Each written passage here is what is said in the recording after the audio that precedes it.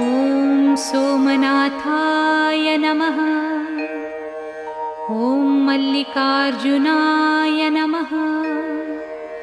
ॐ महाकालेश्वराय नमः।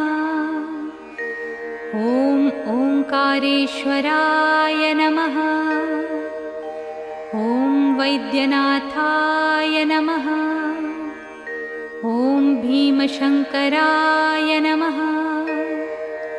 ॐ रामेश्वराय नमः। ॐ नागेश्वराय नमः। ॐ विश्वेश्वराय नमः।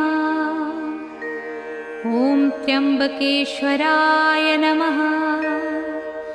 ॐ केदारेश्वराय नमः।